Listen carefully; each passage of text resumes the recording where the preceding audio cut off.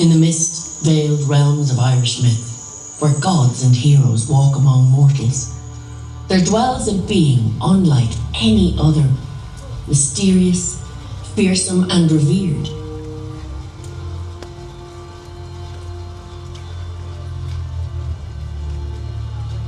She is the Morrigan, the Phantom Queen, the goddess of war, of death, of faith and fury.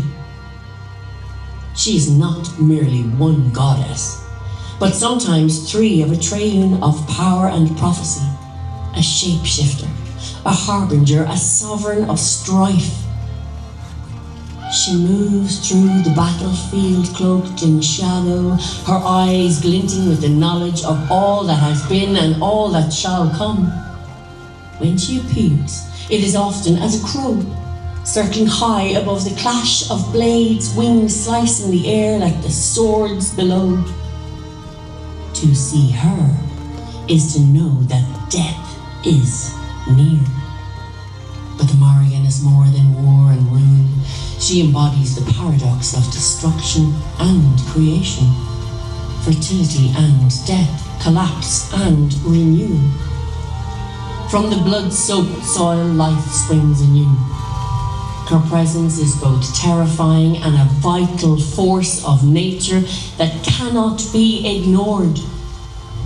One of the most chilling tales surrounding her is tied to Ireland's great hero, Cuchulainn, a warrior of unmatched prowess and pride.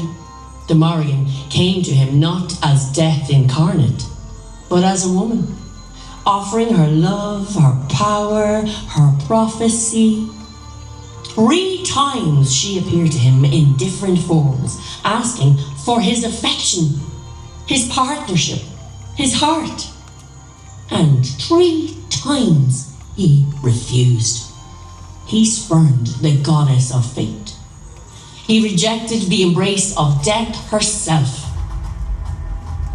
And death remembers.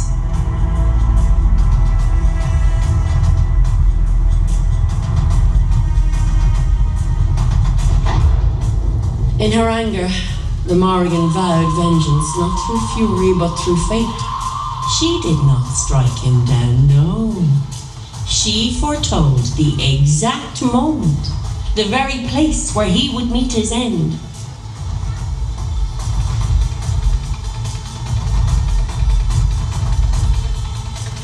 And in time, her words rang true.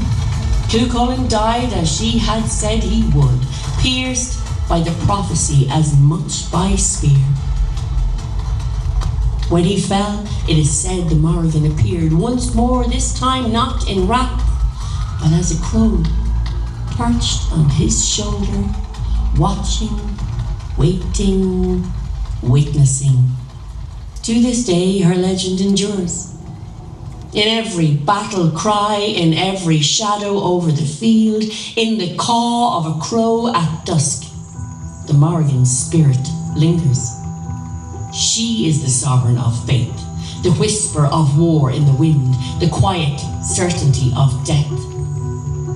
And yet she is also the breath of life, returning after devastation.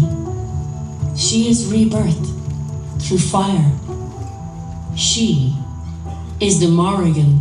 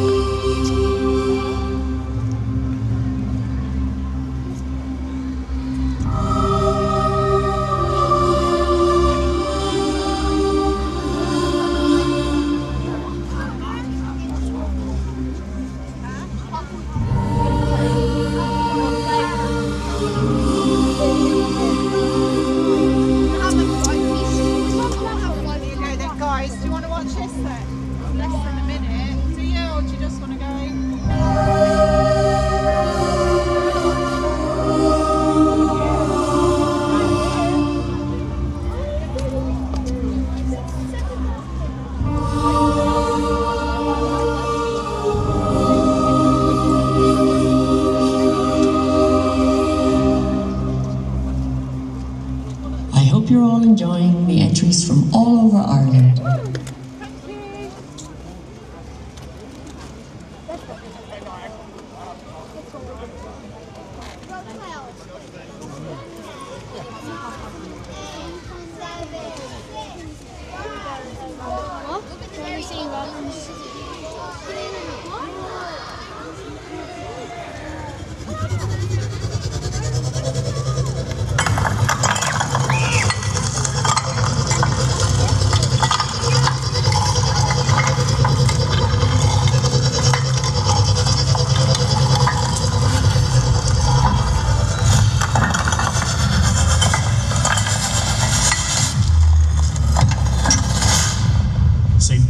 Church in Drogheda stands as a significant spiritual and architectural landmark.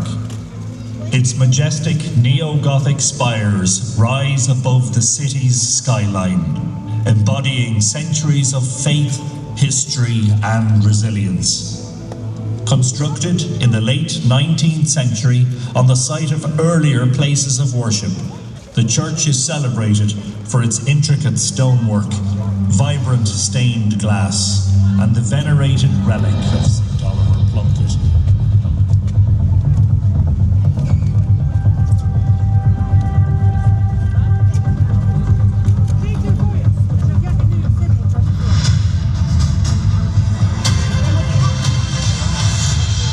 Where the river meets the sea, Drogheda has always built more than just ships. It has built a future.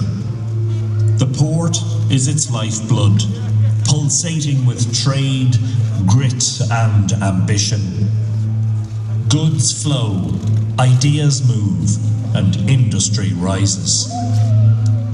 From its historical roots in timber and textiles to modern ventures in tech and turbines, Drogheda's economy tells a story of constant reinvention.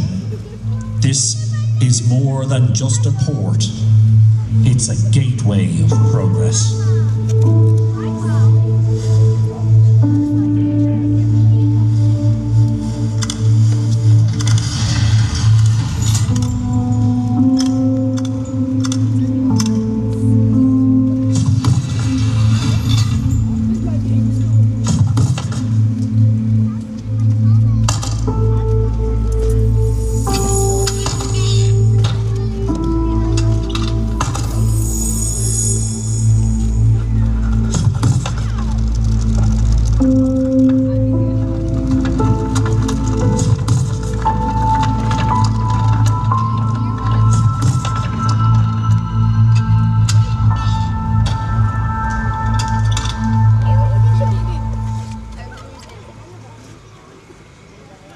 Born in Drogheda and celebrated in Ecuador, Thomas Charles Wright was a son of this town and a fighter for freedom across an ocean. In the battle for Ecuador's independence, he sailed not for empire, but for liberation. As the founder of a navy and a bearer of 2 flags, he carried Drogheda's courage into history. His story reminds us that true legacy knows no borders.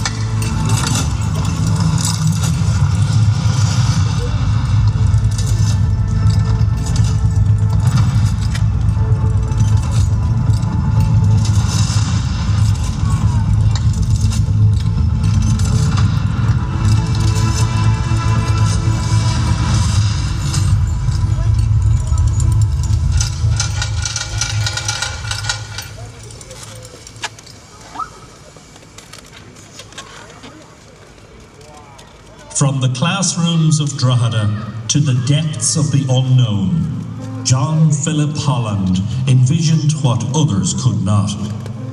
He dreamed beneath the surface, building the future below the waves.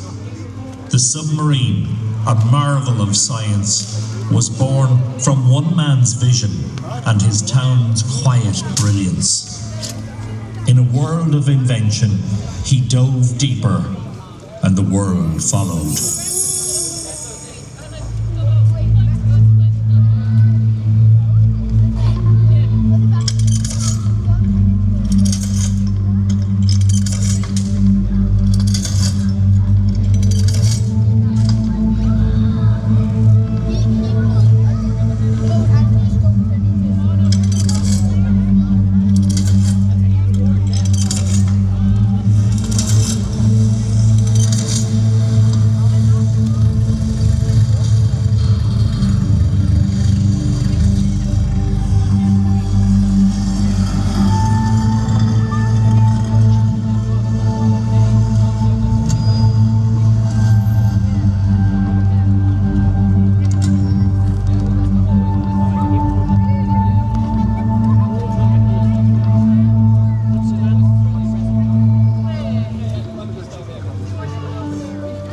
St. Peter's stands at the dawn of renewal, its walls reborn, its spirit undimmed.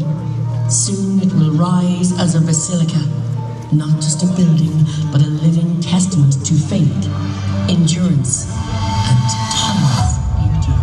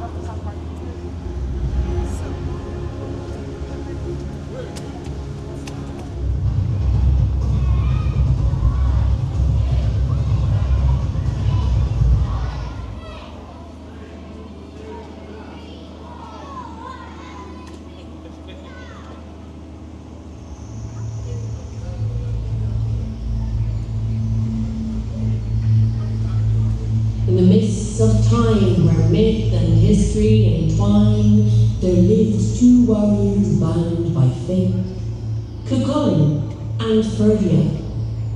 Their names still echo through the valleys of Ireland, carried on the wings of ancient legend.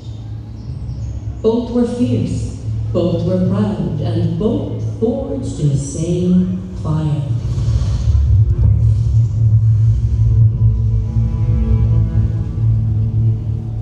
They trained side by side on the windswept Isle of Skye, under the tutelage of a legendary warrior named Scotland. It it was she who carved them into the heroes they would become, testing them, hardening them, making them blood brothers through battle, not birth. In her shadowy fortress, these two young men learned every art of war, swordplay, spear throwing, the secrets of magical combat. Among her greatest teachings was the gay Bulda, the barbed spear of death. Scott taught it only to one, Kukan.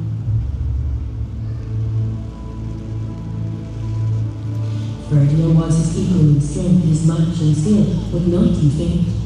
For Cuchulainn bore a strange gift, a curse perhaps. A supernatural invulnerability cloaked him, except for one place. Beneath his armour, his body could not be pierced save for a small space just under his heart, a secret known to only a few. Years passed, and Ireland descended into chaos. Queen Maeve of Connacht launched a war to seize the great brown bull of Cooley. Her army swept east, and standing in her path was only one man, Cuchulainn. To hold her forces at bay, he challenged her champions one by one, a duel each day, no rest, no quarter, none could best him.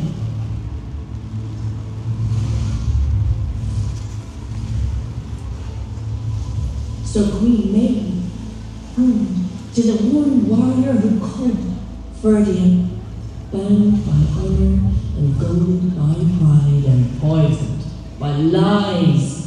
Ferdia accepted. At the river ford of Ardee, the two friends met in single combat. 3 days of bloody, sword-tearing war. Day 1, they fought with spears. Day 2, with swords. Day 3, with every ounce of fury and heartbreak they could muster. No victor, no mercy. Until at last, Cuchulainn called upon the gay Bulda. He cast a blow, precise and lethal. The barbed weapon tore upwards through Ferdia's body, ripping through flesh and soul alike. The battle was over. Ferdia collapsed in his old friend's arms, and Cuchulainn wept, not just for the man he had slain, but for the brother he had lost.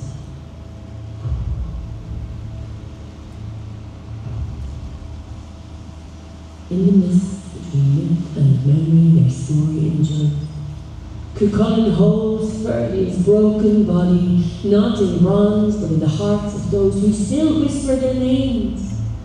A bond forged in blood and fire, 2 warriors, one brotherhood, sundered by fate, immortalized in legend.